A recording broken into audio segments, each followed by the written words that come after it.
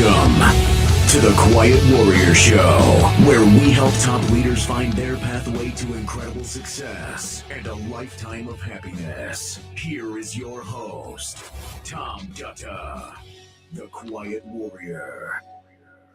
All right, everybody, welcome to the show. My name is Tom Dutta. I'm the Quiet Warrior, and you're live streaming here. We're live streaming across all the social platforms. We're on LinkedIn, Facebook, YouTube, X, and Rumble, one of my favorite new feeds. I want to put something on the screen here for a minute and have a chat with you about it. So let's just see if I can get that right. We're live. We're going to tidy all this up later. Let me put a different view on there. Not that one. There's John in the green room. Let's go to that one there. Not that one. Hold on a sec, everybody. I'm going to try doing this one here. And maybe we'll go back here. And we'll get that rolling there. And let's go to this one. So we're doing live streaming, everyone. And what happens with live streaming is we get to clean up all the bloopers later. So what you see on the screen here is a slide, and I have a couple announcements to make before we get into the interview with our guest. So first of all, we're recently being recognized by Million Podcasts, a global platform used by PR and media professionals to track the world's most impactful shows. I'm proud, everyone, as we kick off 2026 to announce that our show has been ranked in the top 100 life stories podcasts internationally. And even more exciting for our local and professional community, we've been named one of the top 10 Pacific Northwest leadership podcasts and one of the top 10 Canadian leadership podcasts on the web today. Recognition because of all of you. Here's another one. I'm proud to announce that the Quiet Warrior Show has been recognized for the second time as one of the top 20 Canadian leadership podcasts by FeedSpot. FeedSpot, if you don't know, is a leading podcast discovery platform. And what they do is they curate and rank podcasts across numerous niche categories. So we're excited about that. The last one, and I'm bragging here, but for a good reason, the last one, if you look at on the left there, we're ranked number 2, the number 2 CEO podcast, the number 2 out of 30 in Canada and the US. That just dropped literally a month ago. So why is all this happening, everybody? Well, it's happening because of you, because you come and you watch the show. We're live streaming, so later the show will be produced as an international podcast, which will go out across all the RSS feeds in about 18 countries now. And we'll be producing this as a YouTube video. And so everything you're going to see today is just having a lot of fun with our guests. You're really peeking in the studio. And finally, my last comment is you can put chat notes in the comment section. If you have that on your feed, we'll put it on the screen. We'll interact with you. We'll get John, our guest, to maybe comment as well. So let me get into introducing the real star of the show, John. So stand by, everybody. What would it be like to know something about our guest from the inside out? When I first read John Krotec's Show Fit message, I felt the presence of a story that wasn't polished for performance. It wasn't rehearsed. It was something lived, something earned, and something that still carries heat. John grew up in a military environment where discipline was normal, but emotional survival was silent. Underneath that structure lived experiences no child should endure. Later, a traumatic brain injury cracked open the vault he had kept locked for decades. Most people spend their lifetimes avoiding the truth. John made a decision to walk towards it. From the Andes Mountains to entrepreneurship, from global conversation with political and military leaders, to founding NeoMasculinity Solutions, John has been building clarity out of chaos. Not as a consultant, but as a man who knows what it feels like to lose himself and then fight his way back. What moves me is not his achievements alone. It's the transformation of John. The willingness to take the raw, unfiltered material of his life and turn it into a handbook. You see that handbook I just held up there. A mission in that handbook and a movement that helps others reclaim their agency. This conversation today is not about a brand or platform. It's about a human being beneath all of it. It's about the moment a person stops running from their story and begins rewriting it instead. And that's where the quiet warrior lives. I'd like to welcome to the studio, John Krotec. Hey, John, welcome, buddy. Hey, Tom. Man, right off the bat, there's a lot to unpack. Kudos to you for all those awards. Thank you to the audience who's listening live today. Without, like you said earlier, without them, the show doesn't happen. And this introduction is anything but a quiet warrior. And it's good. I love it. And it's great to be alive, and it's great to be live, and it's great to be here. So thank you. Yeah. So let's get to know you just on the surface. So tell us, what part of the world are you in? Because as you know, we're international, coming from across Canada and USA today. Well, I am smack dab in Northwest Virginia, beautiful state of Virginia here in America, in the Shenandoah Valley. I moved up here 5 years ago, and that's where I'm at. I had previously been in Florida most of my life. And my wife, who's a Virginian, told me a few years ago, it's time for me to spend some time in her home state. So we're up here now. That's awesome. Now it's wintertime, right? So what's your climate like down there this time of year? Climate change is alive and well. We're experiencing like mid-60s today, which is crazy in the middle of January in the Shenandoah Valley. Last year on the same day, we had snow on the ground. So no snow, and it's been very pleasant this week. Yeah, no, that's awesome. Well, truly the magic of the internet and being able to be across continents. John, I've traveled a lot in the U.S. through my corporate career before I started doing this stuff. So been to many of the states, and now that I know you, we'll definitely want to come down and meet you and maybe break some bread together. Anytime. Cup of tea, whatever you want. Absolutely. So, hey, John, are you ready to go into Plato's garden and do some critical thinking? Hey, all the time, and it's funny that you asked that question, because I feel like it's what we so badly need these days. Authenticity, which is basically being integral, is so badly needed in the digital world, especially. But yeah, let's go to the garden. Let's unpack it. Let's give some real value to the people who are spending their day or their time listening to you and me. All right, everybody. I'm going to put something on the screen. Again, we're live here, so this will all be tidied up for the final production. I'm putting something on the screen, so stand by.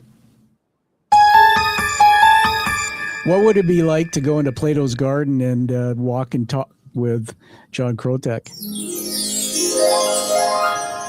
Well, everybody, welcome to Plato's Garden. And John, just for the audience, I want to explain this. And this is such a treat, because for the first time since I've done the show, we've done over 330 live streams. I've never met somebody who understands critical thinking as well as you, my friend.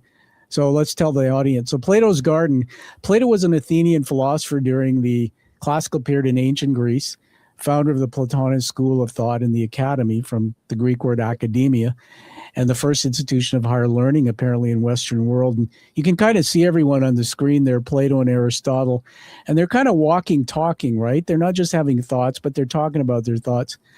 What we're going to do with you, John, is weave through what I call the influences of context. Now, the audience won't know I'm doing this, but the three areas I'm going to ask you questions and dialogue and tell stories is to take you through three things. Macro. So what was happening in the global world around John that influences public work? And some guys go right back to their childhood. Number two is mezzo. What was happening in the sector where you're doing your work? You're an author, you're a teacher, you're a trainer, you're a former military vet. And three is micro, my favorite, man. What was happening in the personal life that has influenced your public works? So as we do this, what we're going to ask the audience to do is start connecting all the dots, critically thinking about everything you say, and they're going to find a deeper meaning to the guy who you are. So I'm going to start it off by throwing something out, and we'll just riff on it. So we'll go into micro first. That's your inner life, your identity, your personal truth. So, hey, man, when you look back at your childhood through today's clarity, what parts of the story still echo inside you? Great question. And it's great to be here in the garden. I would say, my exposure to the real world started at a young age as my dad dragged me around with him to meet his clients. He sold life insurance, and I met people of all persuasions, religion, race, income level. And what I learned very quickly was all humans have basic needs. And then what I learned later on is all humans have different needs. And as somebody in business or somebody connecting dots, as you so put it, we have to be able to listen, and we have to be able to understand how these needs integrate and how we can help each other. That came from a purely business mindset, but it was a great expose into how people operated. Hey, John, what is your dad's name? Is he still with you today? He's gone. He's been gone about 20 years. He passed away. His name was John. I'm not a junior. He was a John Francis, and I was a John Thomas. And he was from Pennsylvania, came to Florida, met my mom, married her, and never went home. And so I was raised primarily in the Sunshine State of Florida.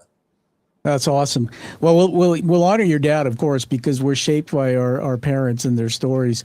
And as you say things, you're evoking or provoking in me thoughts, and that's what this is about. I'm not a talking head host. So what I wanted to tell you is when you said something about your dad being dragging you everywhere as a life insurance salesman, I have a very good friend who's actually was a salesman, and he's a lawyer, corporate lawyer today.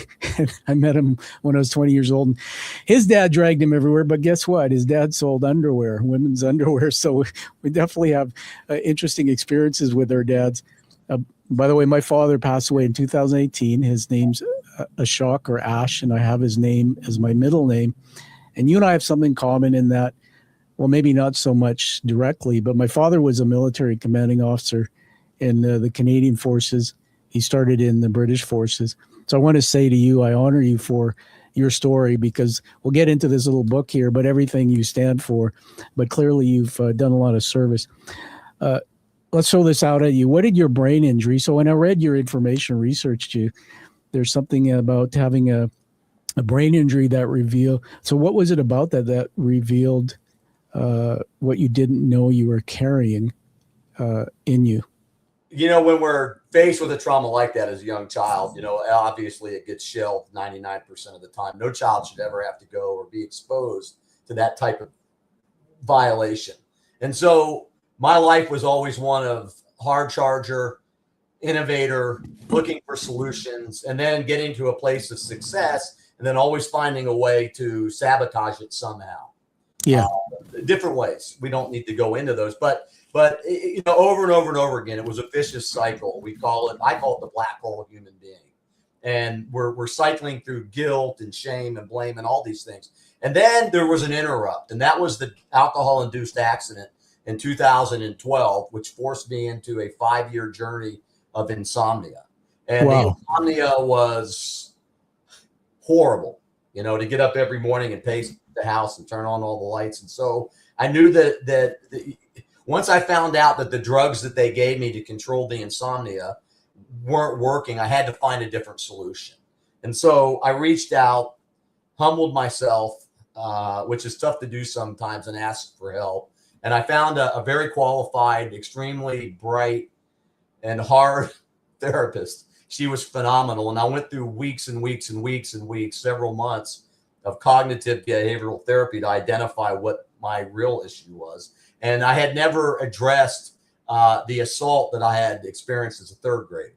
Wow. And so, hey, John, let me just jump in there and riff with you, man. I'm going to put some back on the screen. So we're in the micro there talking about you, and I want to challenge you in a good way. Something you said when you were telling the part of the story, you said, but we don't have to get into that. And I'm going to say, no, we will get into that, because being vulnerable and hearing the bits of the story, as painful they are, is going to really help our audience see and know you. So I'm just going to say I honor you for being vulnerable and sharing what you just did. So you've got a lot of things going on in my brain on journey. So a couple of clarifying things to ask you. You said you had this alcohol-induced brain injury. What happened? Can you just describe what you're comfortable? Did you fall or something? Or no. My wife had left to go up north for a break, and a buddy of mine who was leaving for Peru said, "Hey, let's go out tonight and have a good time." Right? Yeah. So I knew I wasn't going to see him for a while, and I was like out on a free pass, you should think. And we had a couple of glasses of wine, probably more than we needed to. And then it was about 11 o'clock at night. And we did the chest bump thing. See you, brother. I love you, man. And he got into his vehicle. I hopped in the Jeep. And the next thing I know, I've been involved in an accident. I literally, Tom, and to the audience, I don't even remember leaving the bar. Wow. And so I didn't even realize that I had hit another car. And so I woke up the following morning in a hospital with a excruciating pain in my head. And then that's when I found out that I had actually slammed into the rear end of a car, went through a red light, hit the curb, and damaged myself. And it was almost immediately that we talked about those things. So over drinking, overspending, being deceptive, not always being totally honest with others. And those are the things that I used throughout most of my life to cope with the injury, to cope with the emotional injury. Yeah. So then began the long journey of court and driving under the influence. They found out later in a blood test that there was something else in my system that I was unaware of. We talk about these people slip things in your drinks, right? And it was found that there was something that didn't belong there. Hence, Really? You drink 2 or 3 glasses of wine and feel the way I did, it wasn't right. My credit cards were missing the following morning. Who went into my wallet and took out my credit cards? But anyhow, that's extenuating stuff. So that's what began the journey of trying to figure out why I acted and behaved the way that I did as an adult. And I thank the universe every day, thank God, that I did not kill somebody, including myself. And I'm here to tell the story. And that's how I got here. Pretty amazing. Hey, let's correct one thing on just the positioning. Can you slide over a little bit? Your head's under the brand of there you go. Just perfect. Awesome. Hey, everybody, doesn't John look great? I've seen some pictures of you. You're a pretty well-built guy, and you filled the screen very well on a podcast. I need to lose 25 pounds, Tom. I'm really. Well, it doesn't show it on the screen. Sometimes when I have people on, they're so tiny and they can't fill the screen, and I'm going like, this is really great to have you fill the screen. Why that's important, by the way, to the audience is what we take these long stream, we make viral clip videos and we put them out. We're going to do, John, a surprise for you, over 100 viral clips taken from this. You're going to be everywhere as part of the final production, man. So having you look like that really is not me saying anything for ego. It's going to be fantastic. I just want to riff more on this, okay? Because there's so many interesting things here. You talked about some trauma from early years and CBT, cognitive behavioral therapy, and what you uncovered or you learned that was missing. So I want to just share something with you as your now new friend. My father was a addicted alcoholic. My dad was in the Army, but started drinking, left home when I was 12. So many people follow me, know my story. And I endured the mental, physical part of his abuse. I have 2 other brothers. So he left home when I was 12. And he drank, and how he stopped drinking was he almost killed a woman and child in his car, drinking and driving. And there'd be multiple events of him drinking, driving. And my brothers and I, even one night, had to pick him up out of a prison or a jail cell. So one of the things that comes to mind, and when I give it back to you, talk about it, is in my family, I learned there's my great-grandfather, I just learned this recently, was an indentured laborer. So he's part of slavery. And my dad's dad was an alcoholic. And then my dad. So all my life, and I'll stop on this last point, John, because there's a reason for telling you this. All my life, John, I had made up what I call neural adaptations, but I'd made up stories in my head about why I felt shame, why I didn't think I looked good or didn't like me, why everything worked out, all these stupid stories that weren't even true. And then when I learned all about the generational trauma that passed down, I went, holy shit, now I understand why Dad did what he did. And I think I'm going to say this to my audience. I never said it live. I think my father left me because he had to break the chain of generational trauma. So take it back now and just talk about this part of the shame and the journey you went through, what you learned about it. What was the greatest strengths that came out of that for you too? And anything you want to say about what I just threw back at you? Well, no, but thank you for sharing the things about your own life. And it's a challenge at times, but it gets easier to be vulnerable. And if we're not vulnerable, there's no way that we could ever be authentic people. And so the strength that came out of that was realizing a couple of things. First of all, and I had never done this, and this was part of the therapy with the insomnia. My therapist said, the next time you wake up at 1:00 in the morning, instead of going around the house, just go into your bathroom, flick on the light, look in the mirror and go, hey, I love you, man. And I didn't kind of get it at first, Tom. So what happened was That night, sure enough, 1:30 in the morning, I'm up. I go into the bathroom. I'm looking around. I'm separated from my wife, so I'm all alone. There's nobody there. And I go up to the mirror and I go, I love you, man. And then I look around and it's kind of, I've never said that to myself. And I go, I'm back in bed. So this went on for a few months. I'm talking about self-love. I learned self-love and I learned forgiveness. So what I had to learn was to appreciate who I was and then forgive myself for any of the stupid things that I'd done either to myself or to others over my entire life. And that was the greatest strength that came out of that time period for me, was to learn how to actually say it and believe it. And that's where it starts. That's very cool. I'm going to put some on the screen here to highlight you again. Look at that guy, handsome looking guy on the screen there. I'm not talking about myself, by the way. And that book, I'm going to ask you to tell us a bit about it, but I have it here and I'm going to encourage everybody to get it and read it. But it says on page 53, there is no fear in love, but perfect love drives out fear. And that's a quote from the Bible, Jesus Christ Bible, John chapter 4. And it's funny, John, because what you just said, I highlighted that after I read the Sentinel here. And I highlighted that part about love and self-love. So, man, you really talk, you preach what you walk the walk of what you talk. So that's pretty awesome.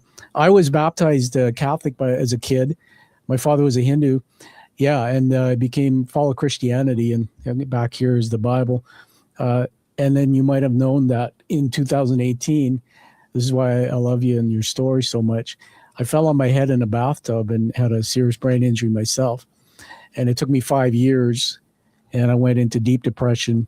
You know, every crazy thing, suicidal ideation. I have some visual issues still with my eyes swimming.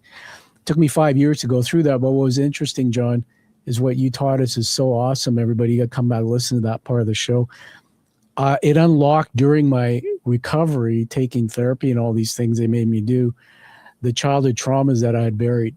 So I want to get further into your story. You're so awesome with it.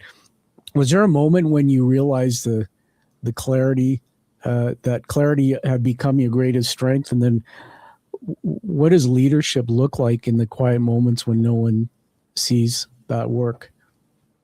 Some great questions.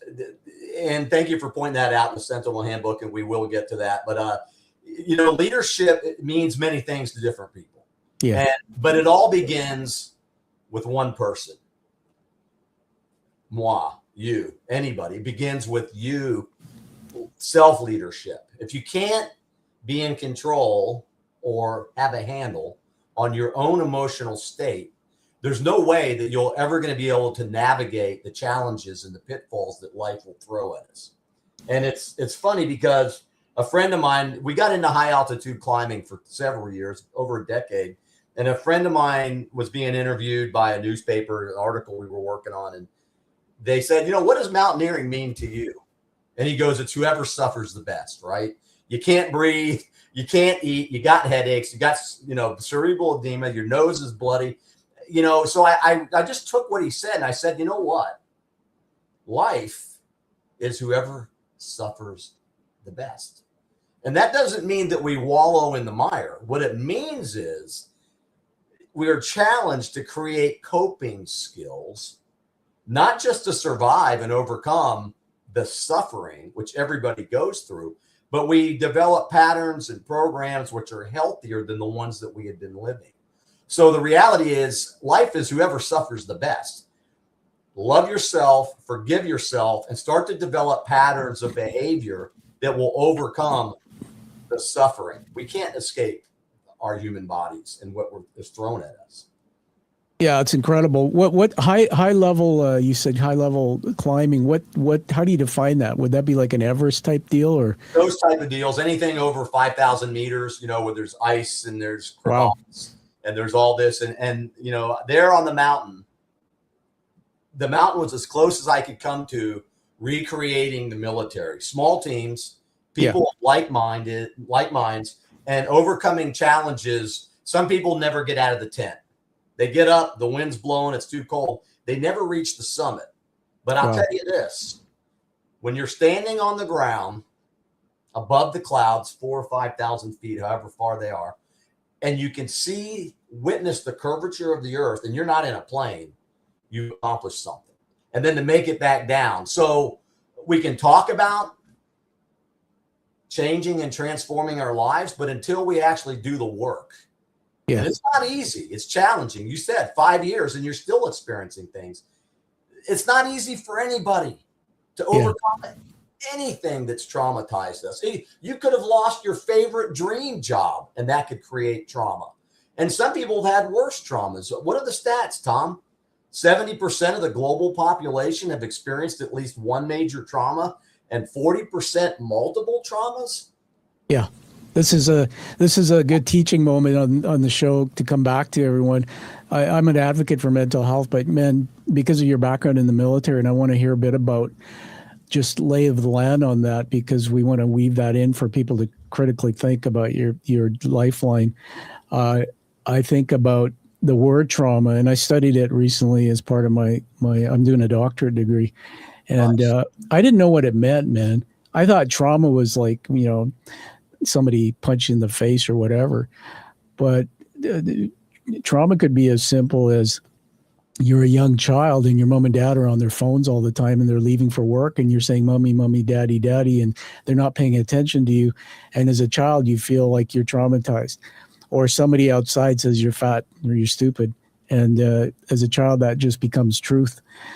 Going back to the stuff on mental health, tell me about the military, because there's a lot of veterans who come back and we hear about PTSD and things like that. What was your experience? And, how do you think veterans should stay mentally healthy when they come back? Do they get help? Are they vulnerable enough to say there's something wrong? We don't hear enough of those stories. Well, the military, thanks for asking that question, Tom. The military is, and as you know, with military father, it's a unique environment. Yeah. Not everybody's cut out for the military. And I'm not saying you have to be in the military to have a great life, because you don't. But, right. I decided, my dad was a commanding officer too, U.S. Army. And he didn't drink, but he certainly was angry.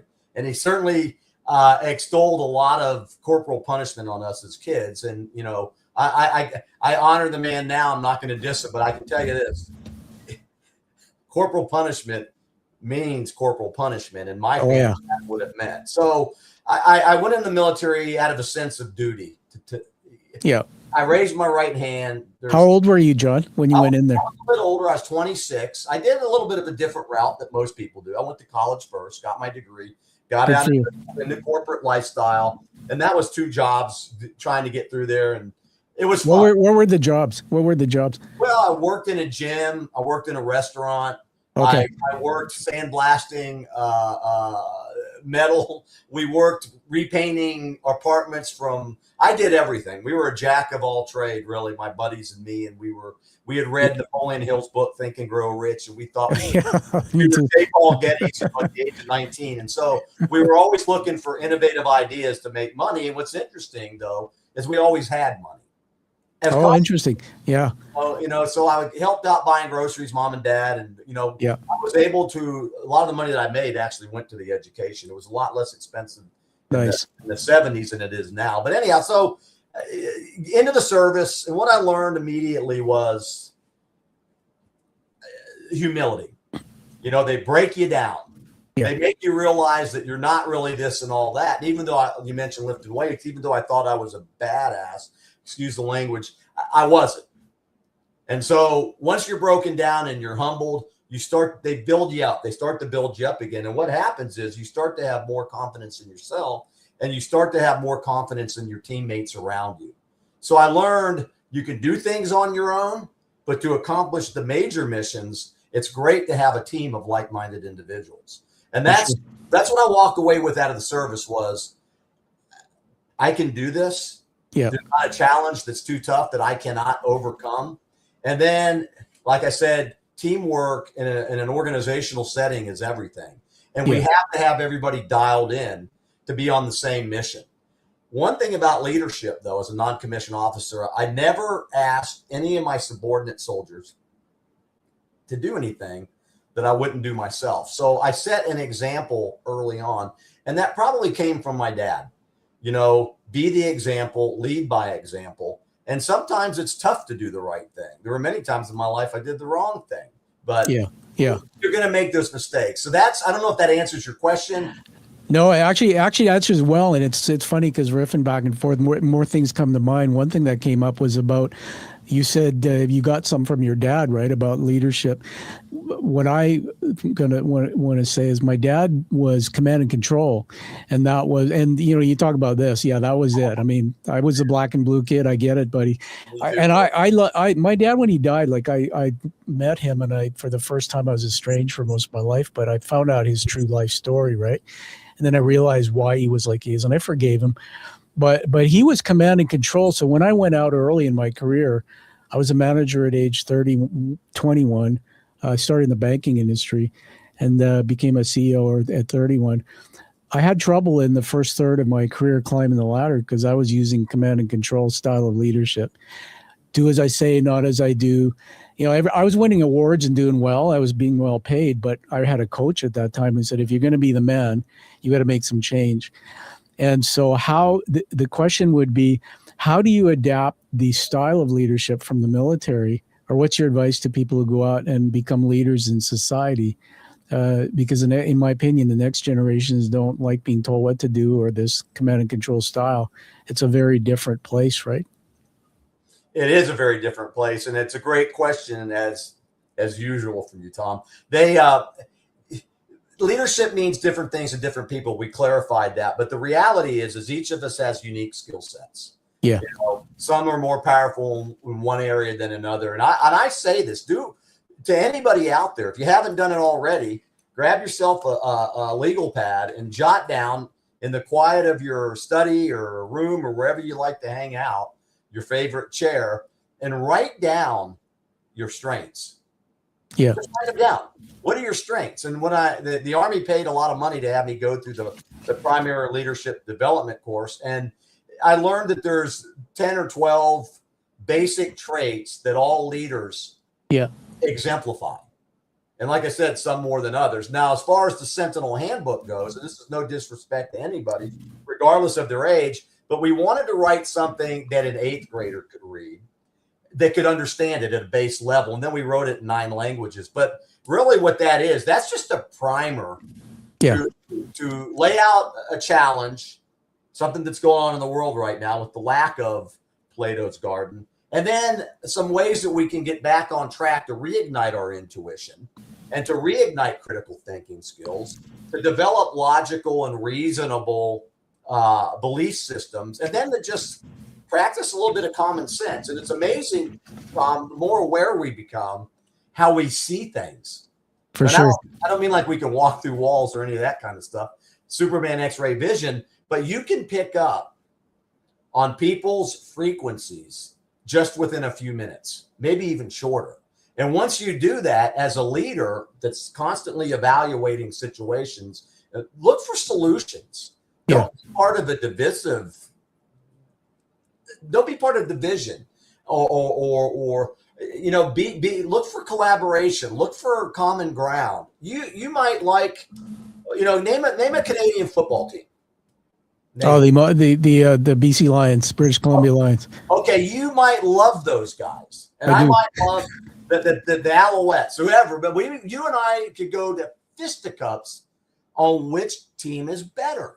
True. We can even remember plays from 10 years ago. Yeah. But what we do when we're like that is we forget that we both have a love for Canadian football. Yeah. And so when we're busy jabbering, like I do a lot, and not doing this, not listening, then we lose this ability or this opportunity to build trust with other people. So listening is important. Yeah, Canadian football, dude. I had no idea you knew about the Canadian football. I love both leagues. As you know, wider field here, 3 downs, different game. But grew up, my dad used to take us to an open field stadium to watch the Lions. And my first Grey Cup, and some of the American players that play in our league. I have a good friend, Kerry Carter, who runs a company in Seattle, and he played for the Seattle Seahawks, but also the Montreal team here. And remember Danny McManus? Oh yeah, totally. He went to my alma mater, FSU in Tallahassee, and he was in the Canadian Football League for years. He won some championships, some Grey Cups up there. Absolutely. Oh man, I'm getting all excited here. We could should have made this show about sports as well. We don't want to bore the public though, so yeah. Yeah. Hey, this is awesome. Are you having fun still, John? Every day, I wake up, how am I going to embrace this day and be positive and have fun? Because you can have fun. Yeah, exactly. In darkest places. Yeah, so I'm going to go back to some things you said. So everybody, you get the picture here. We're still in micro. We're getting into mezzo a little bit, which is the sector where John's doing work. But, you're weaving a story about what's the deeper meaning of his life. A lot of little nuggets. Critical thinking, right? So when you say something, I really want people to analyze that thought, have their own thoughts about it. One of the things I loved you said is that you rewrote the Sentinel so an 8-year-old could understand it. Here's something that I learned. And you can go into AI and actually do some research on it, that if you write and you speak at the level that a 7-year-old can understand, you'll have the best connections in life. And it's crazy, right, John? But when I read your book, I understood it clearly. There was no confusion. My brain didn't stop and spend minutes or moments on words trying to figure it out and lose the meaning of it. So I think kudos to you. It's well done. I'm going to put it back on the screen here. I want to ask you, what's the mission of this book? I know it's written in it, but what is the mission of it? Well, the future, thank you for asking that question, Tom. The future of our planet depends on whether or not our children can discern fact from fiction, truth from lies, and reality from fantasy. And they're being bombarded, you and me and the entire world that's connected to the online digital world. We're being bombarded with information 24/7, 365 days a year. And with the research that we do, a majority of it, in fact, almost all of it, is unreliable. So people go, well, what does it mean, unreliable? Well, it's misinformation, disinformation, malinformation, noisy information, and now we have AI information, right? Yeah. So we're not set up. The human brain is not set up to evaluate things quickly or accurately. So we wanted to approach it. And thank you, Tom, for mentioning this, the 8th grade, 7th grade, because when we're young like that, we have not been through the gauntlet yet. Yeah. Younger people are more moldable. They're not, and I don't mean moldable because that sounds like there's a nefarious purpose, but they're more open-minded. They haven't been tainted by trauma yet, so to speak. And so we wanted to approach it in a way with clarity so people understand. But the very first thing that we need to do as human beings when we hear something or we read something online or wherever is tap into our human intuition. Tap into it. Does it sound right? Do you get goosebumps on something doesn't sound right? Do the hairs on the back of your neck go up? Ask questions. I don't know about that, Tom. You might tell me something. It doesn't sound right to me, man. Let me check on that. Do some research. Remember in college, if you had an instructor, you're working on a PhD. When you go into a course and you see term paper, you go, uh-oh, I have to start work in this class. Totally. Practice some due diligence. Yeah. Don't just take what people say as the gospel. Find out for yourself what's real and what's not, what's true and what's a lie. And then you can start to develop these skill sets that we need to get back to, that Plato and Aristotle and Socrates and what all these guys were doing, so we can create a better planet. Can you imagine a planet of critical thinkers, authentic people actually taking the time to do the work to make sure that they're not being fed a bunch of nonsense? Our planet would be phenomenal. We're leaders and we're commissioned to do this. As adults, we have children that we're going to leave a world to. And what kind of world are we going to leave them? A world of just surviving, or a world that we can thrive in? Yeah, I think, whoops, I just want to add you back there by accident, remove that. You see on the screen there's a picture of a website. We're just weaving in things here so that we can make the production the best it can be about your work.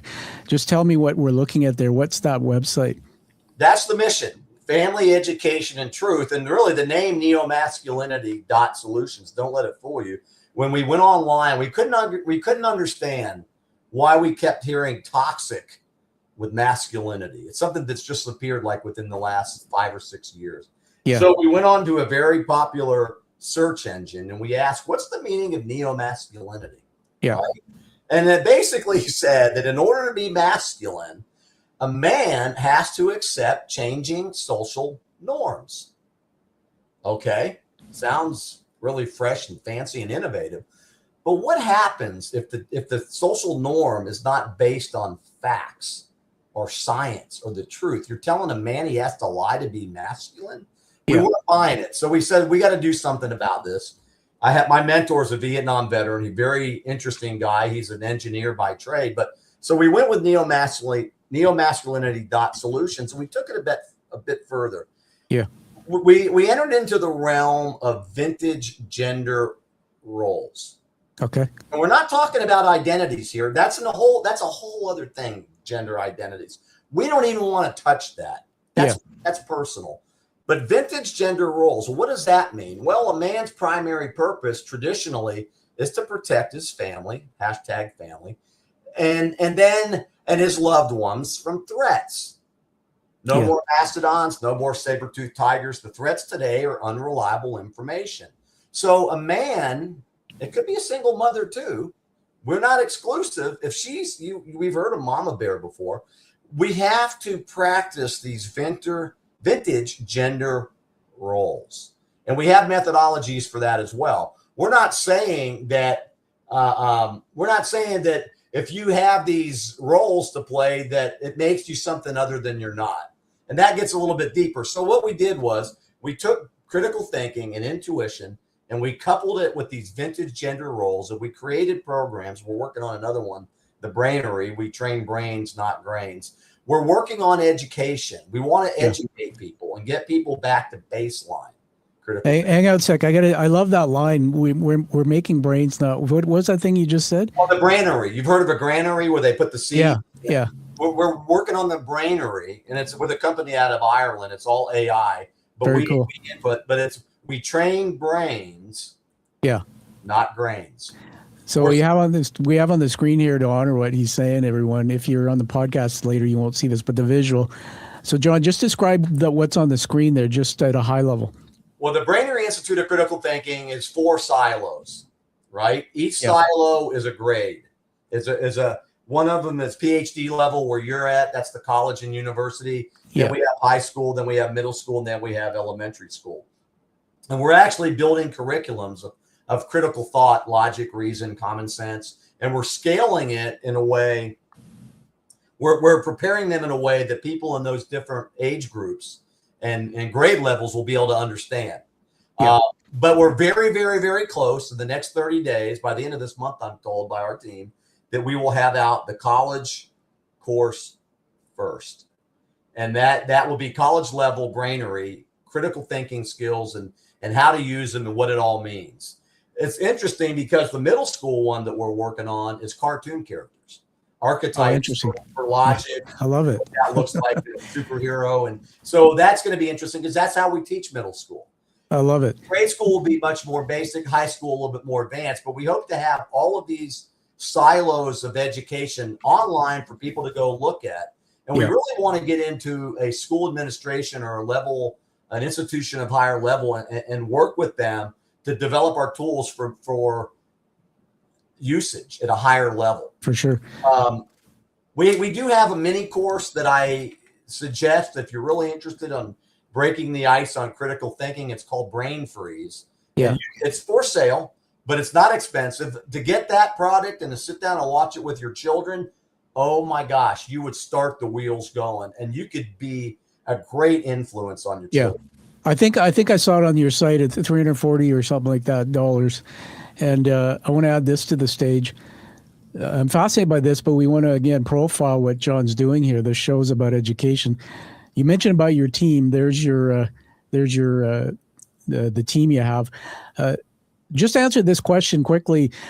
what was a seed that had you say, I got to create this company and turn, my story into education like this? I'm fascinated by that. Why do people do that? Why did you do that? Well, because I wanted to build a company, and you can't do it alone. You could build a company by yourself, but you can scale it much faster if you can find a group of people. Those people that you just showed on the screen, Tom, those are some phenomenal human beings. And I would not be where we're at with this development of this company unless I had them. I met Kristen Miller. She's in the United States now, but she came out of South Africa, a very bright and capable person who is brilliant. Clinton in Ireland, he is an AI, techno, neuro, crazy man, and in a good way. Dave is down in Florida. He brings imagery and video to life. And Eddie is a retired military out in Arizona who understands leadership in ways that most people don't. So he's actually going to be running our mentorship program on the younger adult side. I just want to scroll. I'm scrolling on the website. Everyone can see it. There's some really cool stuff here, some creative things. I mean, your values, and there's these pictures. I've never seen it put that way. Let's scroll down a little bit more. And then there's threads of your military pictures and experience. It's a breathtaking sight. I want to just give you a bit of a, not a laughter, a round of applause there for just the creative way that site is. I spent time on it and I couldn't get off it. It was so fascinating to me. So let's go back into Plato's and throw out another question for you. NeoMasculinity Solutions, John, challenges men and women to reclaim identity. I read it in the book there. What identity traps do you see most in today's culture, even if you identify one? Well, we're so easily influenced, and I'm saying this rhetorically. What they've managed to do, and we'll talk about the digital world, is that they've managed to create dopamine spikes. And if you do any research on excessive amounts of dopamine, and by the way, real quickly, that site was developed by that phenomenal lady, Kristen Miller from South Africa. She's great. Awesome. But if you do the research on dopamine, it's not healthy. They say moderation is a good thing. Yeah. Well, if you're on social media 10 hours a day, you're going to have tremendous amounts of dopamine in your system. And if you look at what a lot of the stories evoke, it's fear. Fear this, fear that. So think about that. We're in a heightened state because of the dopamine, and we're in a serious what do they say? Should I stay or should I go? Fight or flight. Fight or flight, yeah. So all across the world, people are spiked by dopamine in a not so healthy way, and they're in a fear state. Yeah. Two things that can destroy a person. And what I've seen, conversations between people that supposedly love each other or respect each other, lifelong friends hating on their lifelong friends. And it's just, there's something not right with this digital space. And we would like to be a tool that people use to help navigate through some of that. Yeah. I want to jump in and add something to that. I'm going to change the view on the screen here. By the way, just for the audience, you got a really cool studio there. Is that an office or a space in your home? Is that just one of those backgrounds you added to? No. This is my office right here. There's a lot of interesting things. Awesome. Well, look at your studio. You got cool things. I love the brain in the background. Well, thank you. So, you said something earlier about you pick up quickly where people are at or their vibe or whatever. I was going to ask you that when you first started on the show with me, what are you picking up from me? And it's funny because you're saying things before I do it. I did this so I could talk about the brain. So you and I are totally on the same wavelength. So I'm going to go there for a minute, sharing some things. I had to study that. That's an actual human replica of a brain.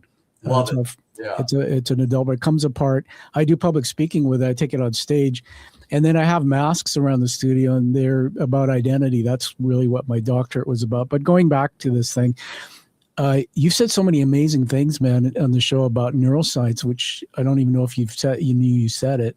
I want to just add this in to add value to John here, everyone, that if you think from the brain inside out, what John's teaching us is incredible breakthrough stuff. For example, you were telling us earlier, I remember you said about football. And And then you were saying about how people, they find things that are in common with each other, but then there's stuff where we are fighting with each other, right? We're having all this conflict, and that's what the world's become. When you said about Canadian football, everything changed between you and I. So this is my first point. I'm sharing with the audience as a learning tool for me. In the brain, what I learned is when I feel John and I have something in common, or he does something that I think, wow, he's like kind of like me in a way. He likes Canadian football. My brain releases oxytocin, which is Dr. Paul Zak at Claremont University in Ireland. He's a friend of mine. He came on the show. He coined the word love chemical. He's well researched on this thing. But oxytocin started coming out. All of a sudden, everything between us shifted. It's like, I like John. I want to stay a while. I want to talk to him. And then if we went into the topic of, say, politics, and you and I were, say, different stripes, all of a sudden cortisol is flowing, some stress. What's he going to say next? I'm getting anxious. But you could come right back in and start talking about football again, or bring something back and hack my brain. And all of a sudden that fear, that sympathetic nervous system comes on, and I'm feeling again better. And I think what I'm seeing in the value of your training, and I'm doing a bit of a commercial here, you're teaching people how to not only critically think, but without them knowing, hacking the brain and using the brain the way it was created to create love, create happiness, to turn off the cortisol and the stress hormones. And the last thing about Dopamine Nation, I want to honor what you said by sharing an experience. It's a book by Dr. Anna Lemke. She's an American, and it's called Dopamine Nation, and it changed my life. And on my books, and I've read all these books here. Most of them are you guys. And by the way, the Sentinel will now be in that pile for the rest of life. Well, thank you. Appreciate that. But I'm on a bit of a rant here about dopamine. Dude, what I didn't realize is when I was stressed from my early life with my father, I became a senior leader, right? A CEO in business. And what I was doing in my spare time was things that were trying to get dopamine, watching social media, drinking alcohol, etc. And what I learned from the dopamine thing is dopamine is a reward system, but everyone, it's in anticipation of reward, your brain releases little hits. But what I didn't know, John, is that I got addicted to 2 or 3 activities in my life: drinking, watching TV, watching certain things. And what I learned through my own mental health therapy was life's like this. So, hey, Tommy, what about going for a walk in nature? What about writing in your journal an experience from yesterday and reliving it? And that's what the breakthrough for me was. The brain's lazy, so it finds one thing. It says, okay, pornography or sex or this or that. I'm getting that dopamine hit. That's my thing. And when we don't learn to do anything else, so when I go out to eat at restaurants, my wife and I go crazy because we watch parents come in, they sit their kids at a table. These are young kids. They put an iPad in their hand, click, it's on, and the kids are watching and they're not doing anything else. And so what's happening is the brain is training the child to say, this is where I get my dopamine rush. And Anna Lemke in her book was really bold on it, said, once you get addicted to certain things, it's really hard to decompress and come off that and find other sources of healthy dopamine. So I want to know what you think about just anything I said there, and then we'll kind of journey back into this again.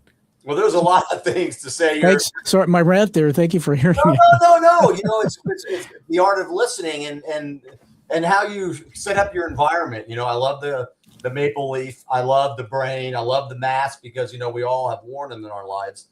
And, you know, a guy on my shelf there's a mugshot of Jim Morrison, right? I see that. Yeah, love it. If you ever want to get into some deep, higher level, high consciousness words, read the lyrics to some of his songs. And one of the things that I did when I had been traumatized was to start writing and was to start storytelling, you know, to deal with the pain. It was basically a deflection.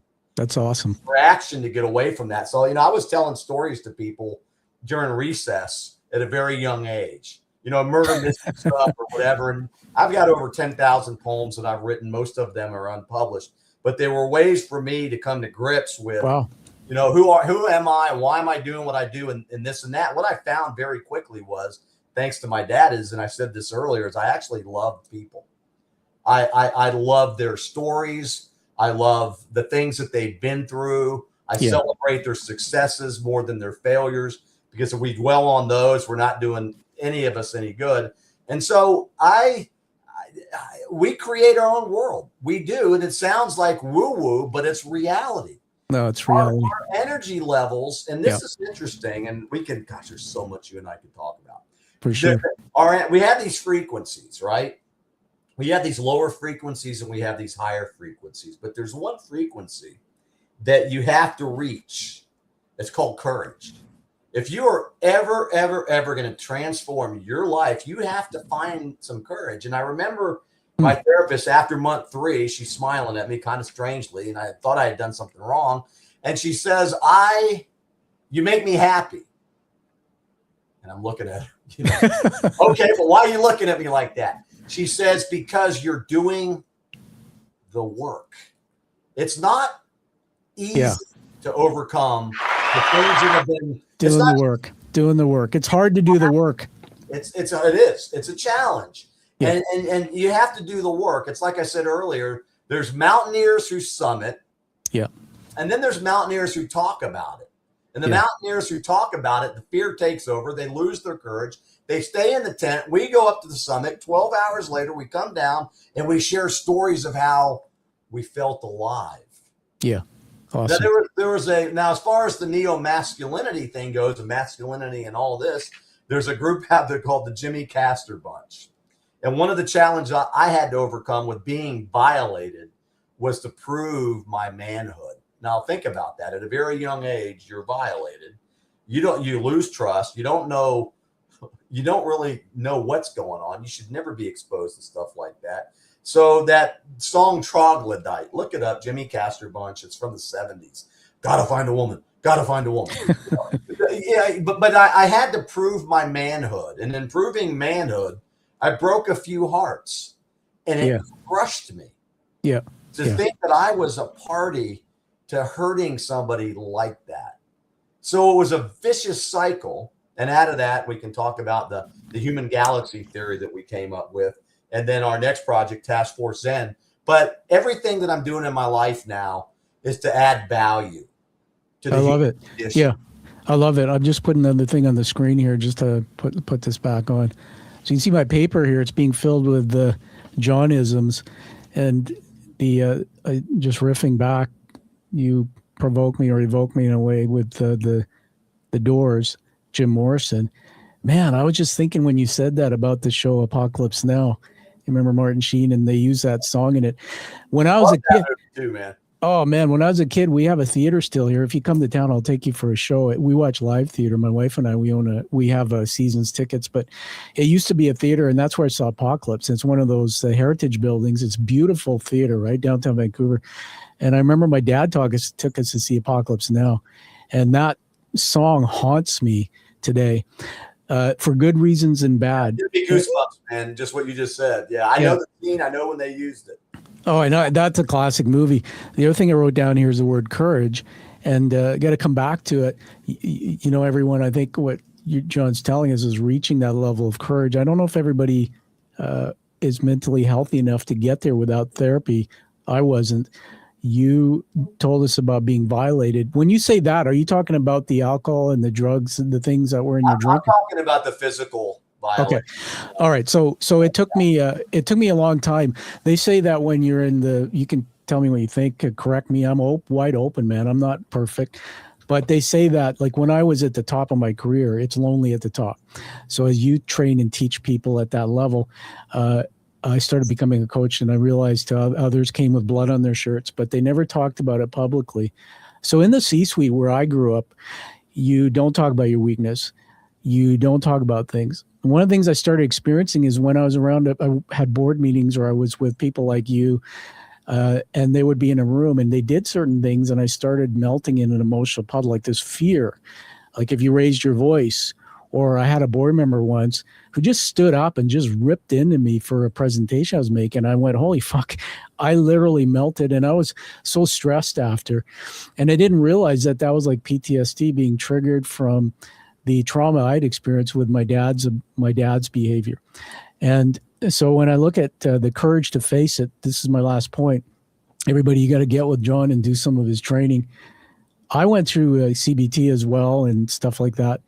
But you have to face, in my opinion, you have to face and name the trauma and then process it before you can move on.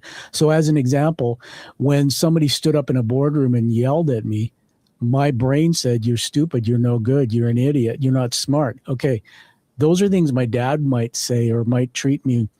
My brain didn't stop to say, "Wait a minute, that's not true." And then when I started having feelings, I didn't realize, John, and you can take it back on this one too. People don't understand that thoughts are in our brains, right? Like you've taught us. But I never realized that emotions are in the body. So when people have trauma, when I had trauma, I'd be sitting in a room and having all these icky feelings. And I didn't realize, I'm going like, what the hell's going on? Because nothing in the room here should be causing those icky feelings. The traumatic thought was stuck here. And I hadn't processed it. The brain hadn't put it away in the deeper parts. And that's why I honor your courage to do CBT, talk about it, do therapy and things, so that you can unravel all that and become the man you are. You're incredible, dude. And that's why I think your teaching is so great.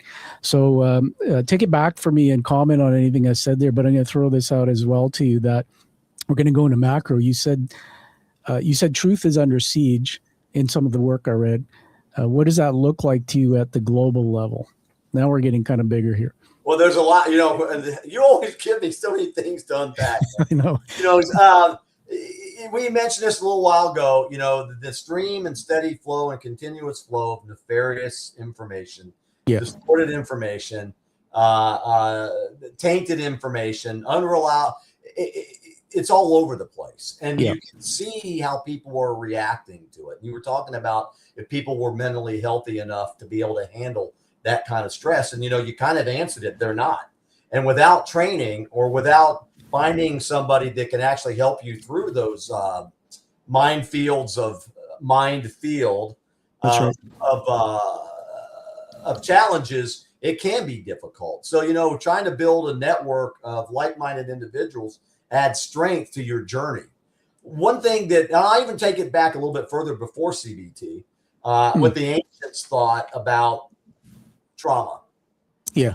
What they thought about the shamans and the medicine men and women, they thought that when a human being was traumatized, their soul, that which makes you, your personality, gets separated from the physical being.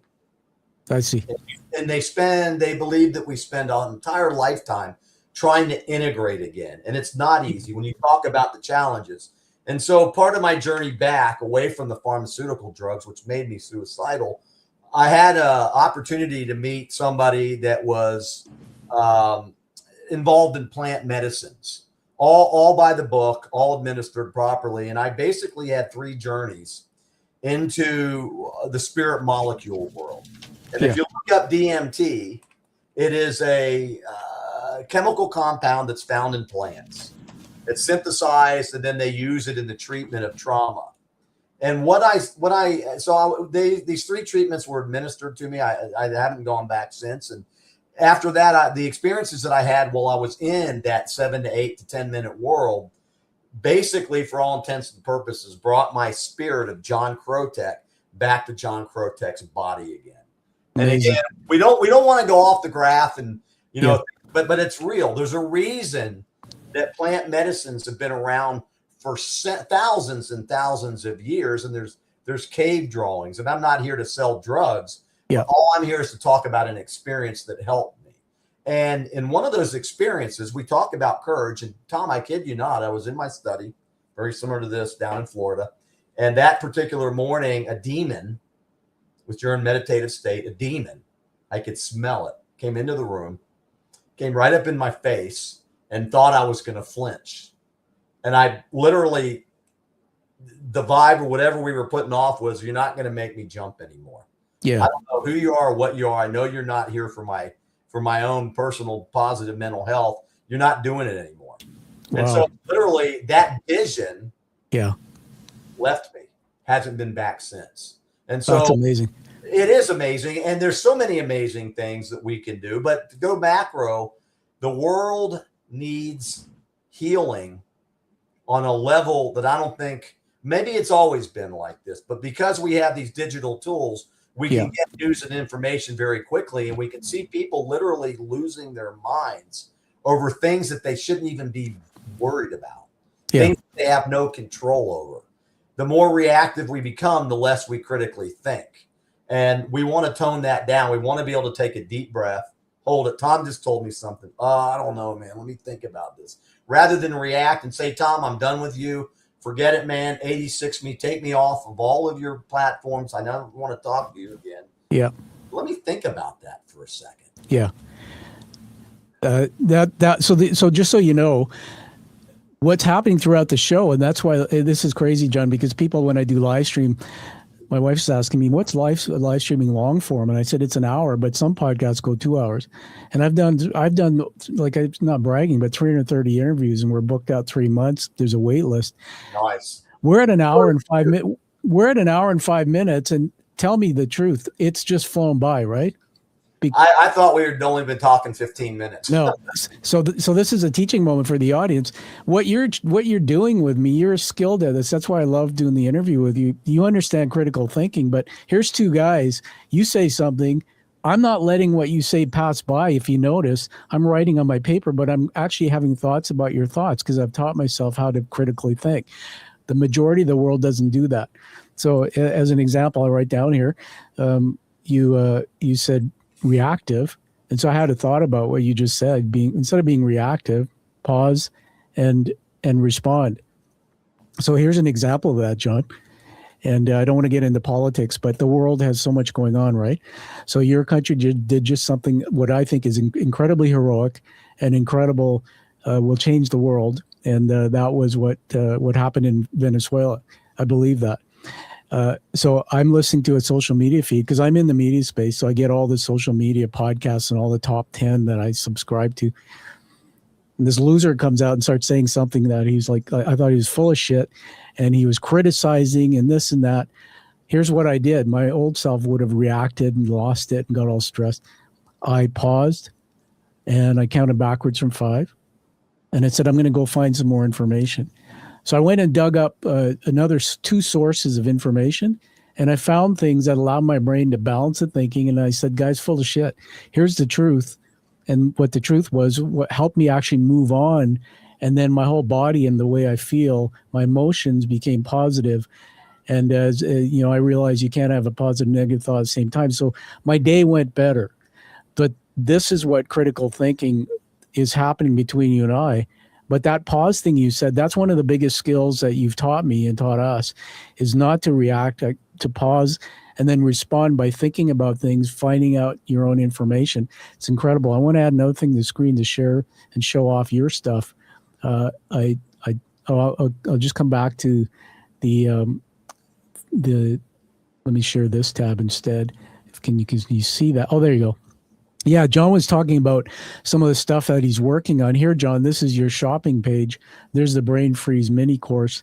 And I'm throwing this in here to break up the dialogue for a minute. But everybody, I do want you to go to the website and start buzzing around John's shopping cart, because there's a lot of value add and extra, these little courses there that I think is quite amazing. So, John, you'll send me the check in the mail for all this free promo. I sure will. Yeah. Let me go back to something and then give it back to you with one more question, and that is algorithms. One thing I really am starting to hate is in social media. When my mom doesn't know these things because she's 90, but the young people, my daughter, I've started teaching her. But when you watch something like your podcast or something, if you have a YouTube, the algorithms say, "Oh, Tom likes it. I'm going to give him more of that." If I don't know how to critically think, and I'm watching stuff that's all negative. Every day my feed is full of negativity and I'm drowning in it. So how do you respond to that? And I think your book teaches a lot about this misinformation, disinformation, but I'm finding that it's really hard for people to figure out what is the right information. And okay, if it's misinformation, where can I find the balance? So give us just a quick strategy or a technique, something you would recommend for people who live on social media, but they're getting all the same one-sided negative info. Well, we'll go very quickly. You mentioned politics. So, okay, one thing for politics, we call it the anger litmus test. If you're hearing a story, you're watching something, and within 30 seconds you're angry, you've obviously been influenced in a negative way. And anger is not a good state of mind to be in.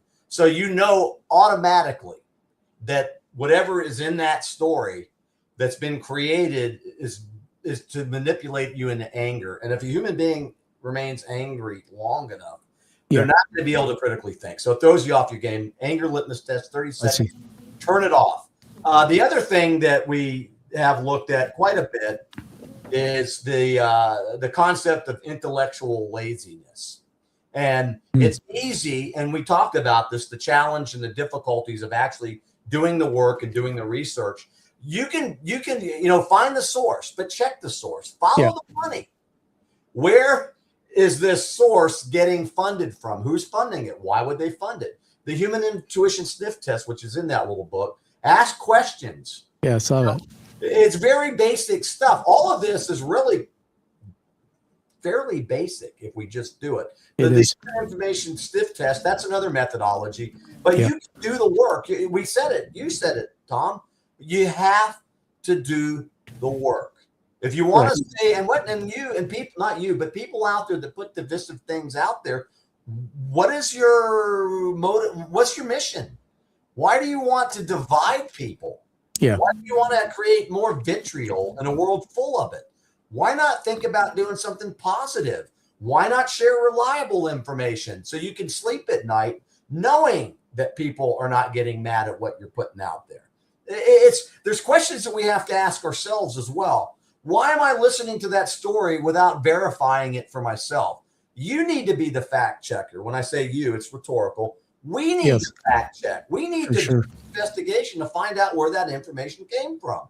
Because if we're not doing the work, then we're adding no value to the planet. And there's no way that we're ever going to collaborate, let alone find a solution to things that affect both of us.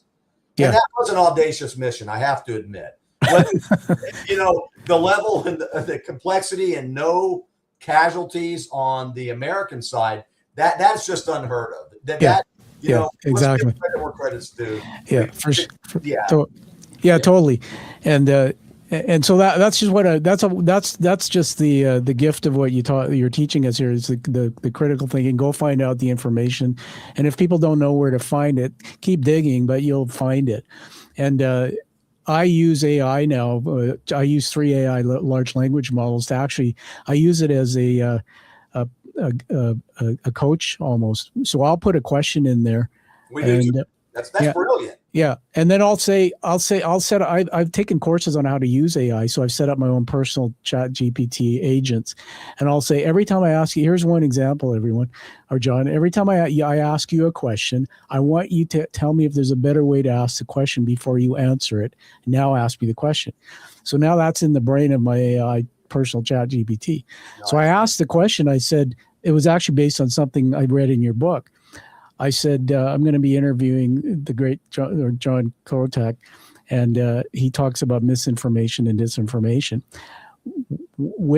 How do I know if information is factual or spin? And it came back at me and says, a better way, Tom, to ask that question is this. And that led me down a path to learn so much more. So these large language tools and things that are out there, everyone, John, your work is embracing that. I'm going to give you a big thumbs up for that. Let me throw one more thing out at you here that in macro. What role do storytellers, veterans, entrepreneurs, and community builders play in restoring trust? A lot. The first thing they do is they build common ground. And I remember one of the first eureka moments that I had when I was going through my therapy was I finally realized that the things that I was going through personally, that I was not alone. Yeah. And the minute I figured out that I wasn't alone and that there were people that had been exposed to much worse things than me and had overcome them in a huge way, that went to great lengths. So storytelling has been around for a long time. And you know this, all the way back to the days when we were huddled around fires, when saber-toothed tigers roamed the outskirts of the village, right?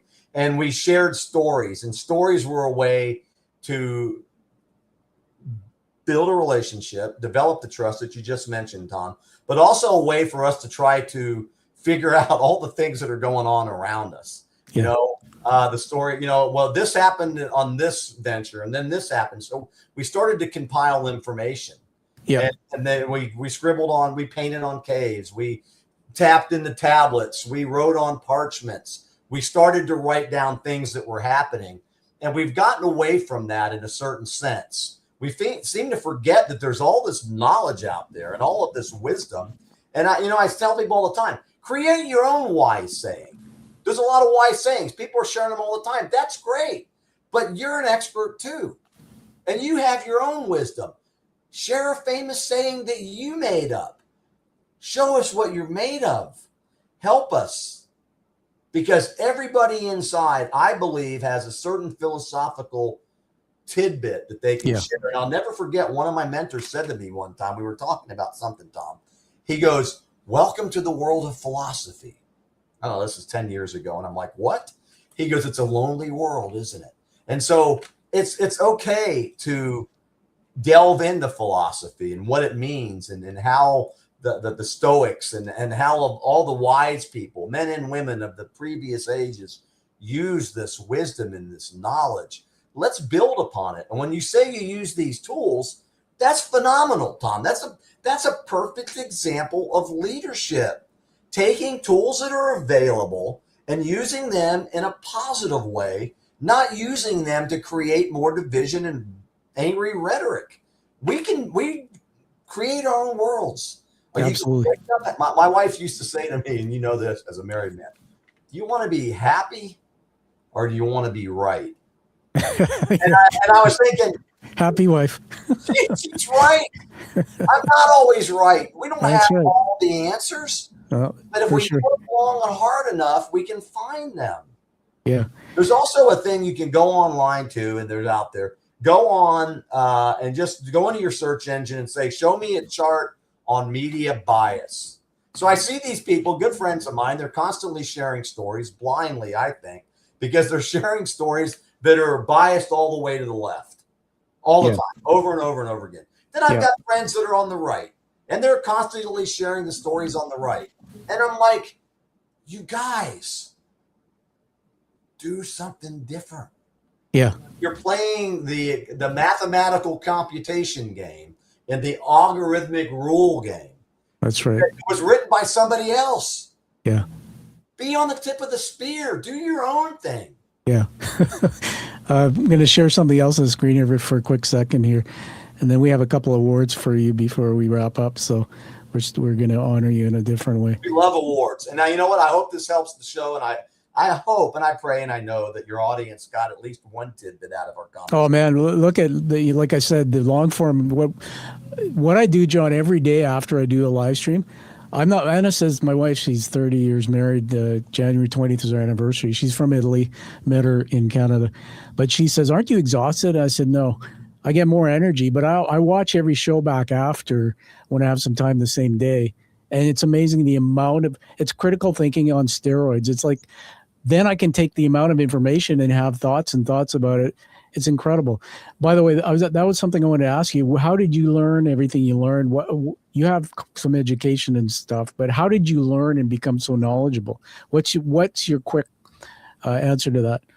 How did love of people, love of finding out answers and not just blindly listening to people. Wow. People were telling me, like what you're doing here. You are on the tip of the spear. You know what you're doing, Tom? You already know what you're doing, but you are podcasting positive mental health globally. Are you kidding me? You could get a PhD just on that alone. This is true. This is very true. And thank you for that. I receive it well. The stack of books I showed you in the back here, I've probably, since I started doing the show, I read 200 books. And some of the guests will say to me, and I say this honestly, I will not bring somebody on unless I've read their book. And a lot of hosts don't. So I read the books and I'll do reviews and things. But that in itself, my professor told me, the knowledge you have in your head from interviewing over 300 people and reading books is incredible. So that's where I get my knowledge, is through other people and through reading. You said something about money and follow the money and trends. Here's another data point. Another thing I do. Sometimes I'll wake up and I'll go to this website, and it's known out there now. It's called Polymarket. And you may or may not have heard of it. There's another one. I like that. But I'll go back, and this is just how crazy it is. I'm only showing this for context about how polluted the world can be. You go to Polymarket and you go on it live and you hit the button trending, which I did, and this was done before the show. But look at the stuff these are marketplaces they're putting money on. Khomeini out of the supreme leader in Iran, Venezuela leader by the end of 2026. Who will it be? And I looked at this, but what a bunch, like, it's okay to know where people are putting money, but what a bunch of shit. Like, this is what our world is. This is where people are spending their thinking. I would rather go to Polymark and go, people are what are the odds people are betting on to find a way to provide better critical thinking or education for children, stuff like that. But I'm going to take that off screen. I don't want to talk about it. I was just going to show you. No, that was cool, man. Thank you for sharing that. I've got it written down, Polymark. And I have to look at it. And what it is it shows you should research in your AI on what it is, but it shows around the world where people are putting their money. They're actually betting site. You can bet too. I don't bet. I don't use it. But I had a guest on once before, and I created a segment. I might have you back to do this. And he was an economist, and I said, let's go see what Polymarket thinks about the number of rate increases the Fed is going to make in 2026. And he told me what he told me, and we looked. And then I said, based on what you just learned, what would you advise small business owners in your country to do? And we had this great conversation. Anyway, let's get closer to wrapping up with you here. And I have one more question, then we're going to honor you a couple of things. So I got to put something on the screen to ask you this. And let me just do this one more time, John. And you're going to read something with me. So I'm going to share screen. And we're calling this the Warrior Torch. Okay, so do you see that on the screen there?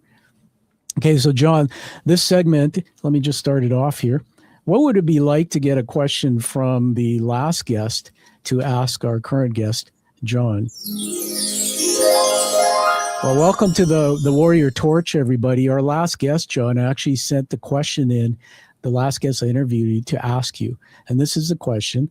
And they didn't know you, didn't know who you were. I just said, what's the question for the next person?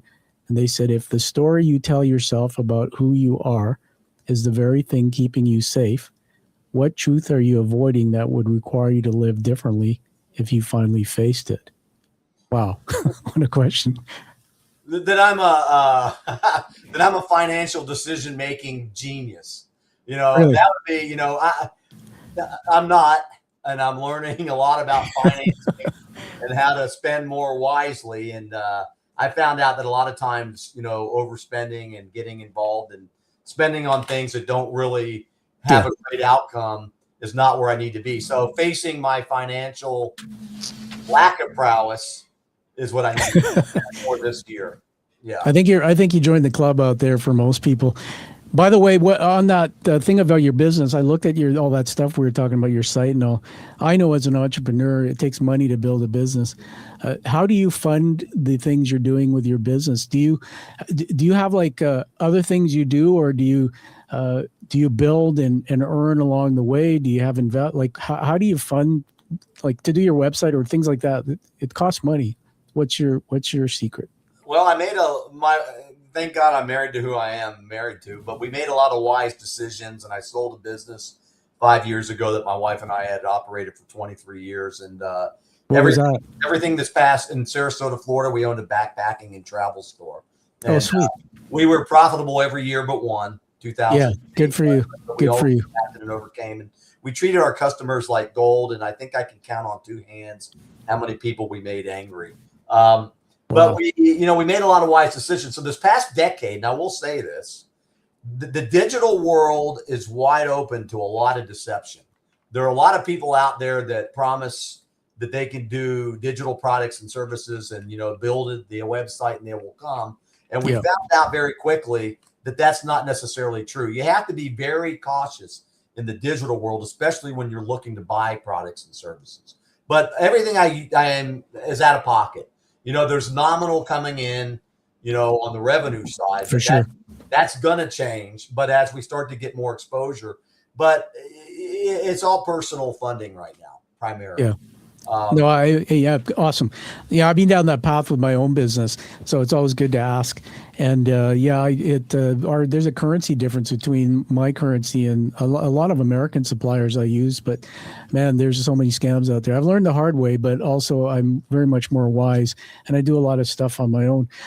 Just wanted to share something with you. My wife gave me this at Christmas. It's a calendar that has affirmations, and awesome. This is how bizarre today is for me in a good way. This is what the affirmation says before you even came on. Challenges are opportunities for me to grow. The more I learn, the more equipped I am to handle whatever situations come up. And this whole show is being about thinking and growth. How crazy is that? Well, I learned a new word very quickly. I learned a new word last year called serendipity. And I didn't really know what it meant. That's what this is. And you know what? The more we become aware, Tom, you know this. Totally. There are great things and good things and signs happening all the time. That's right. Have you ever closed your eye, gone to a sporting event, closed your eyes and thought about the color red, then opened your eyes and you see red everywhere? You see red? Yeah. Yes.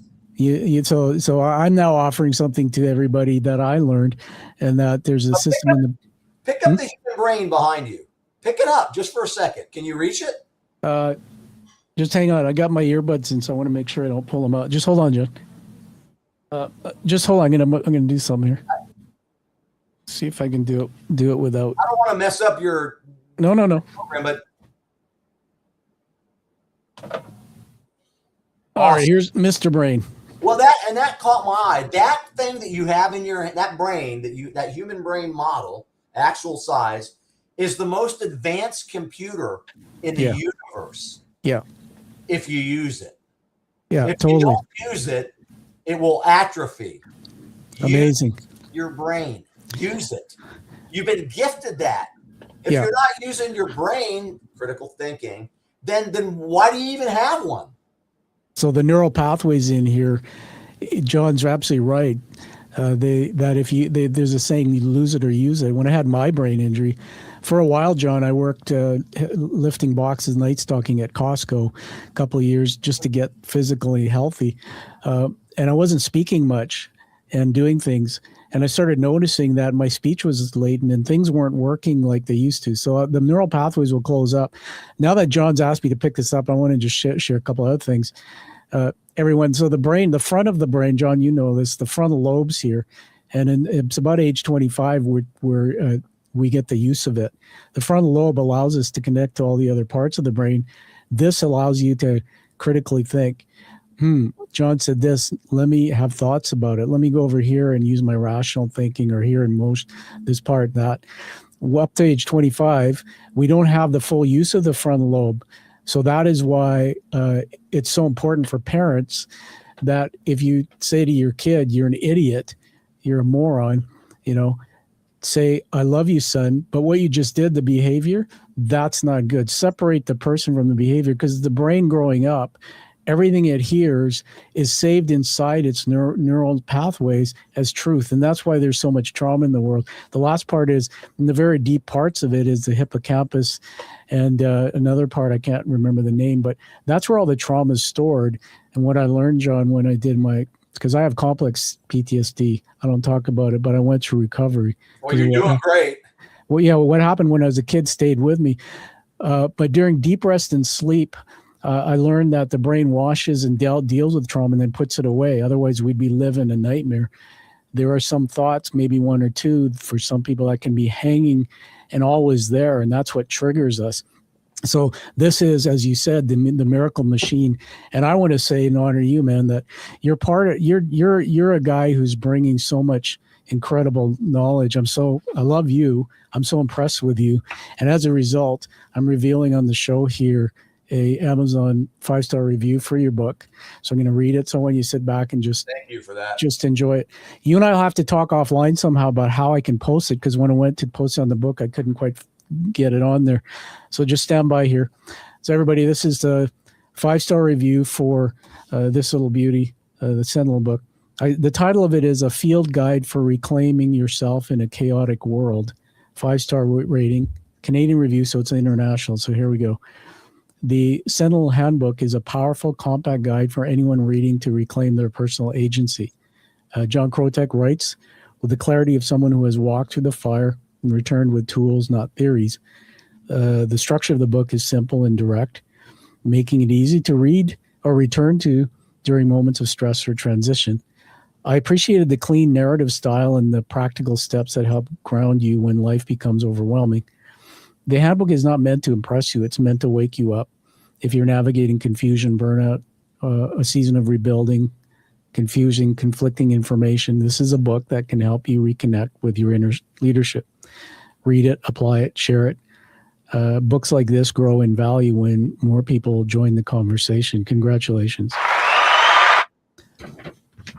Well, thank you for that. And that's probably one of the most touching testimonials that I've ever had in my life. And so that's called serendipity. And I know that because of your information, Tom, and how brilliant and what you're doing here with your podcast show and in your own personal journey, that we're doing something right. And it's nice to know that when we sign off, and thank you to the audience as well, it's nice to know that there's people like you out in this chaotic world that are doing the positive things, that are not adding to division and all the craziness that we see. So because of you and your audience, we're living in a less chaotic world. And if enough of us can do this and share and not walk away and not be divisive, the world's going to improve. It's only a matter of time, which, by the way, we're told doesn't exist. Right? Amen to that. Yeah. I love it. I just dropped something. I got to pick it up here. Hold on. Yeah, thank you, John. And so that's a perfect segue to the last piece here, which is, did you know you're getting an award today? I did not. I just, the reward was being on the show, brother. Okay. Anytime we can share that's a reward. Absolutely. Well, we still, and by the way, on the dashboard, I see live, how many live people. We still have people watching live. Imagine 90 minutes. And we still have people watching live. I can't see who you are. He's got all the controls, but whoever you are, thank you very much. It means a lot to both of us. And absolutely. So on that, inspired. So thank you. So on that note, by the way, the Amazon review, once I get it posted, you'll see it on Amazon. I'll send you a copy of it, but I'll email you after and wait for you to get back to me on a small piece of that. Have you heard of challenge coins before? Oh yeah. Okay, good. Because some people collect them. So I'm going to just do this in the studio. You can see the camera there. This comes with it. So for the audience, challenge coins surfaced during the World War I era. Practice of carrying a coin designed specifically for a unit was popular with the Army Special Forces. Carrying the coin at all times and presenting it when challenged to prove affiliation with that unit resulted in a number of consequences for those who could not produce a coin. The most popular required the coinless soldier to buy a round of drinks. That practice continues today to be popular. All around the world, as you know, these are carried. And funny thing, my dad was in AA for 23 years before he died. They had their own version of coin. So when I started the show, I said I want my vision before I knew how it would go. I want the 1% of people in the world to come through my show. I'm going to vet hard. You can't get on with an ego. And they have to be people who have taken something and turned it into something to change the world, to make an impact in society. And so I had these handcrafted, painted. The front of it is they're hefty and nicely as the image of the show, and the brand. In the back is the hero's journey narrative by Joseph Campbell in its intricate detail, which is literally the storytelling journey you and I talked about. I'm biased, but John, you're now part of the Global Quiet Warrior community, and you're connected for life to me and all of us, and I'm here to help you further your mission. So congrats. Well, thank you for that. You know what you've just done too? This is so cool because by giving and awarding that challenge coin, what you've proven again in such high fashion is that there is a oneness to all of this. And when we talk about the hero's journey, they're different journeys, but that's what creates that spirit of oneness. And imagine that the iron that's in your blood is the same iron that's in my blood. And it's the same iron that's in the fusion on the sun. And the same iron that's locked into this crystal. There's a red spot of iron in there. So we're all connected. And hey, hold that up one more time. Let's see that. Yeah, there's a red dot in here. This is iron. Wow. Iron that was trapped however long ago it was. Yeah. But if they were to break that down, the radioisotope and all that, that same iron is in your blood, it's in my blood, and everybody else. That is very cool. So that's the oneness. I love that. We gotta love on each other, and I do love you too, and I know it comes from my heart. So thank you very much. It does. So on that note, before I sign us off, tell everybody anything you want to say that you haven't, or where they can get a hold of you, and then I'll wrap us up. Just appreciate you once again for spending your afternoon here with Tom and myself, wherever you may be, wherever around the globe. It means a lot to both of us. You can reach out to me through NeoMasculinity Solutions. Yeah. Just go there. There's an email there. You can also go to my other website, John T.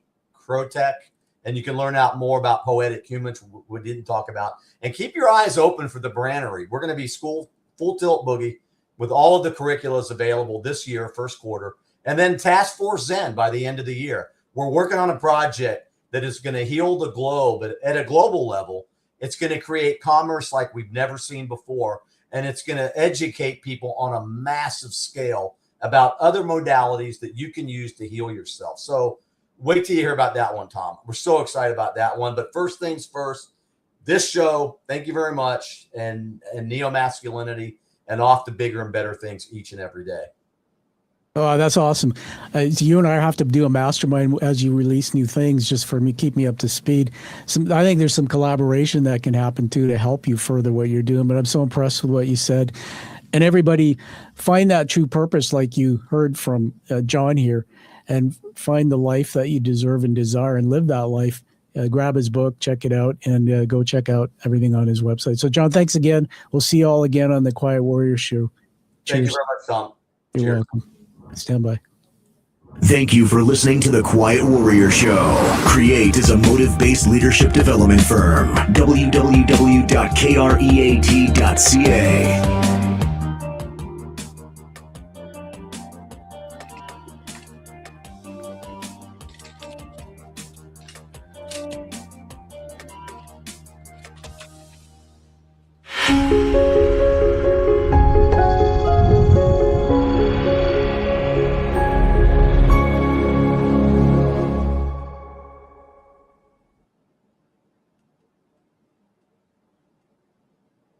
Just stand by, John. We're taking offline now. I just want to check something out here. There's a comment that came on screen. I'm still recording, John, so I want you to see this. Let me just remove this. I do this to etch it in the show. So this is from somebody on LinkedIn. Thank you, John. Always great to see you and hear from you, from a Freddie Medina. So that's etched into the show. I'm going to tell you about Freddie. Yeah, we're still rolling. Freddie, I was invited, I don't know, 7-8 years ago to a warrior retreat in Lloydminster, Saskatchewan, right? We had to fly to, we flew into Saskatoon, and then we drove all the way up, and it was awesome. But anyhow, Freddie is a United States Marine who lives out in the Southwest United States. And the person that invited me to this retreat asked me to invite other people. And Freddie was one of the Marines who knew a Marine that I knew, and he was invited on this retreat. That is one of the most amazing human beings on the planet right there. That guy is a stand-up man who has an awesome family, and Freddie and I are brothers for life. And we had a blast in Canada. We got up early morning. We ran around the track together and talked about the bigger things. But Freddie's awesome. And we made so many friends in Saskatoon and in Lloydminster. It's an unforgettable trip that I'll never, That's awesome. Yeah. And the home of another great football team, the Saskatchewan Roughriders, I think. Oh, my God. Yes. Thank you, Freddie. And John, I'm going to end this stream, but just stay on because I want to ask you one more thing before you go about the book.